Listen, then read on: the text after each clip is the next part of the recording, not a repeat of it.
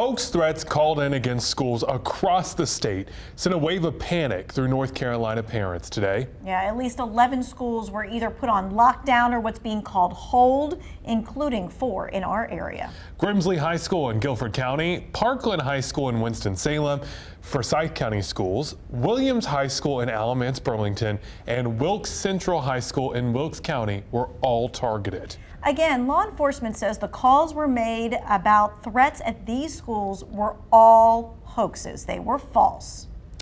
The threats spread fear, waste taxpayer dollars, and can have some deep psychological impacts on the kids at the center of those threats. So we want to talk about it a little bit more. We want to dig into where these false threats are all coming from and really what can be done to stop them. Starting with this right here. Investigators are still trying to find the people responsible for today's false reports, but Guilford County Schools said their call was a case of what is called swatting. Yeah, those Educators School Safety Network says before today, 209 false calls like swatting were made this school year alone. Keith Earle explains the disturbing trend and how it works.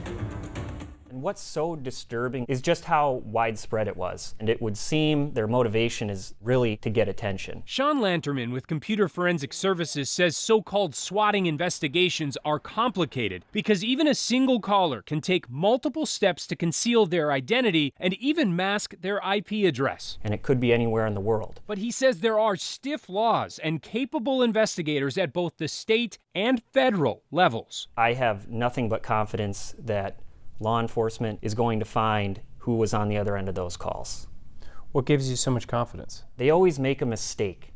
Somewhere along the line, they disclose to a third party something that law enforcement can get a hold of in order to find the person behind that account. Whether it is a very crude, somebody wrote bomb misspelled on the bathroom wall, or a very sophisticated threat that's done through an IP address and all these other things, you're going to have it happen because it happens all the time. Dr. Amy Klinger is director of the Educator's School Safety Network, which began tracking the rise in swatting and other false reports of violence even before the pandemic. There's a couple of dangers here. Number one is the trauma of thinking that there's a shooter, I'm going to die today, as opposed to somebody has done something ridiculous and we're trying to investigate and respond. But then there's also the danger of user fatigue, of how many times are we going to do this? We saw that in Uvalde, where they had had numerous lockdowns. And then when they actually had an event, people weren't sure whether it really was an event or not. And she says having an appropriate response to the threat is also key to preventing them from happening again. If you're going to have chaos, anxiety, fear, cancellations, all of the things that happen, media attention, parents are freaking out, all those things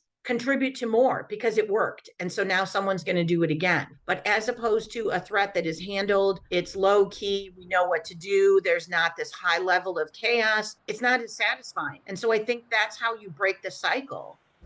Adding to the difficulty in cracking these swatting cases, the callers often use a computerized voice, which shockingly can sound pretty real these days. Take a listen of an example of one of these calls from police over in Seattle. Hi, Seattle Police. Yeah, my name's Flaming Bonnet, and I have 5 hostages in my house at the moment. I want $5 grand, I'm gonna kill them all.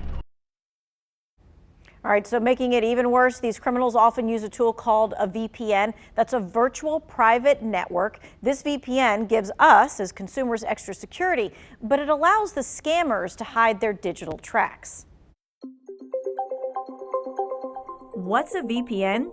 Think of it as a server in the middle. In order for data to travel between your computer and another server, like a website, an app, or the cloud, it has to pass through the VPN first, making your digital footprint harder to follow. Most good VPNs also will have encryption that will secure your data going back and forth.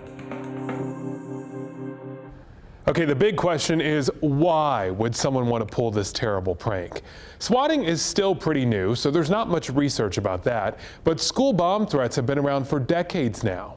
A study by the Secret Service found 75% of people who called those in planned the hoax, sometimes for months. They are rarely impulsive. Also, planning the hoax often consumed almost all the attacker's energy and time, to really the point of obsession. There's no clear profile on the people who would make these hoax, but there's almost always a triggering event that caused them to do it. For example, police say a middle school math teacher was denied a day off, so she called in a fake threat. In an attempt to further understand the why, the FBI interviewed a lot of these people making threats. One of them said it ruined his life, and he wanted to spread the message not to call in a hoax. At the time, I just wasn't thinking. I used social media to vent. I wish I would have thought about the effects of scaring people. I didn't mean for that to happen. People took it as a terrorist threat. The university got shut down. I got arrested by the FBI. And now, I don't know what my future looks like. I search my name on the web almost every day and look at the stuff. It's not going away. Think before you post. According to the FBI, making a hoax threat could land someone in prison for up to 5 years per threat.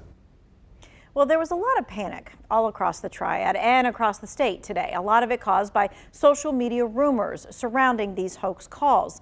There are a few resources you should go to in a situation like this before you get concerned and before you share things. First, follow your local sheriff's office and the police department on social media. They usually post information about big situations involving public safety. You can also follow your child's school district and current school on social media as well for that very same reason. And lastly, reach out to us.